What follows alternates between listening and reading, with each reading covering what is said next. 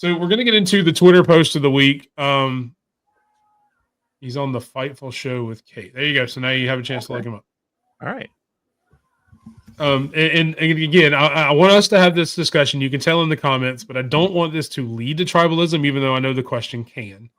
And I got it from a Twitter poll from some friends of mine on obviously Twitter. They're called the DWE. They have a group. They have a show. I will also promote their show. It'll be in the slide. They do spaces for watch-alongs and other shows. They are a great group of people. We will have them on the show at some point. Although this will be the last guest we have probably until Mania, just so we can kind of get back on our stuff.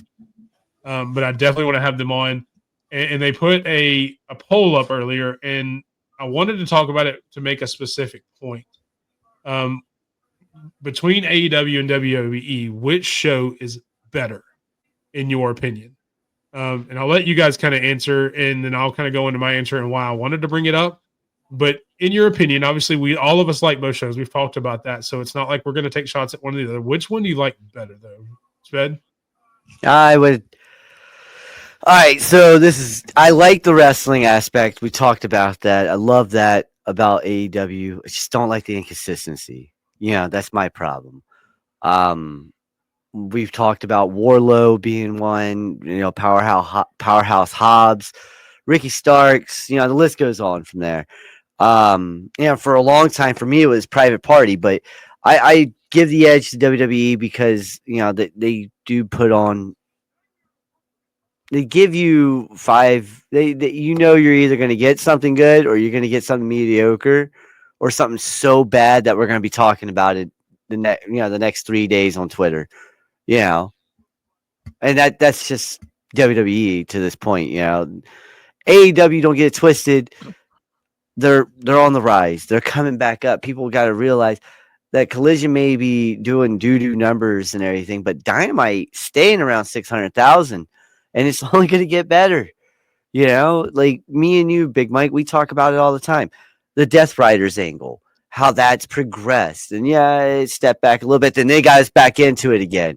And you just talked about how can they get you back into the Tony Storm, or was it the Tony Storm one? Yeah. You were just talking about that one, and they got you back into it. So it's like the inconsistency is what makes me not want to say AEW over WWE. But at the same time, WWE has this inconsistency. We're just used to it, because we've been doing it for 40 years. It's a good point. They both have inconsistency, so it's hard to put one over the other. Michael, what are your thoughts? Stampede, you and me need to talk more because you took the Stampede's words right out of my mouth. I'm going to say something very similar. That's why I didn't put his comment up, because my comments are going to be very similar to that. That dude's so knowledgeable. It's apples and oranges. Yes, Sped, you focused on like what AEW can get better with, and that's like the inconsistency of the stories and all that stuff. They could get better with that. But even if we're talking between the two shows, yes, please. We say on my podcast all the time that wrestling is a buffet. Yes, and if you don't like the prime rib, you don't have to talk shit about the mac and cheese. Just go have the prime rib and leave the mac and cheese alone. Thank you. The problem is WWE is a buffet in itself. They have a little bit of everything. They have the hot wrestlers. They have the high flying stuff. They have the stories. They kind of put it all in one thing, where AEW focuses on the wrestling. And I love it. We're talking specifically about the TV shows. WWE gets the edge for me. And that's because in their show, it's a little of everything. I get to watch a little bit of everything I love about wrestling. Yep. Yeah, you're right. God, I can't believe I'm sweating. And to bring it up, that's exactly what Stampede said. It is an apples to oranges comparison. And I even made the point in one of the comments there. And I will start by saying, yes, WWE does slightly go ahead of AEW for me, because I do like more of the entertainment side of it. I love wrestling, which is why I love AEW too, which is why we talk about it every week or most weeks. But I thought about this, and that was the first thing that came to mind. And I'm kind of using this as the final word as well. So we won't have a very long final word, because this is kind of my final word before we do the matchmaker. I know it's kind of combining. If you watch AEW thinking you're going to get what you have with WWE, you're going to be disappointed in AEW. Very disappointed. if you watch WWE thinking you're going to get what you're going to see in AEW, you're going to be very disappointed in WWE. And I think that's what people don't necessarily understand. You can't, I don't go drink a Pepsi and expect what I get from Coke. Yep. Because if I do, I'm going to be very disappointed. Or you're in your I go to drink a Pepsi because I want to see what a Pepsi tastes like. And I may not like that Pepsi, and that's completely fine. But if you go in expecting something else from something completely different, you're going to be disappointed every time. So I will say anybody who has on this fence and on this line, take a minute. The next time you want to watch one of the other shows, do everything you can to clear your palate, to clear your mind of what you saw on the opposite show, whether it's AEW or WWE. Watch it with as fresh of eyes as possible and see if you don't enjoy it just a little bit more. Yeah, no, he's right. That's kind of the point of me bringing that up.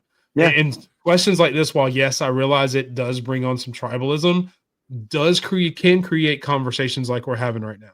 Yep. Yes. Both companies have things they need to work on. Both companies do things really well.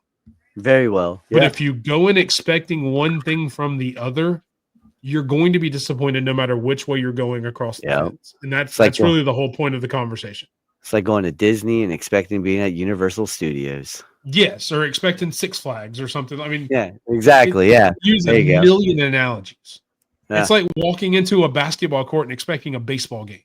Yeah, stupid. It's just not the same thing. People watch baseball just still? Not. I love baseball. I think so.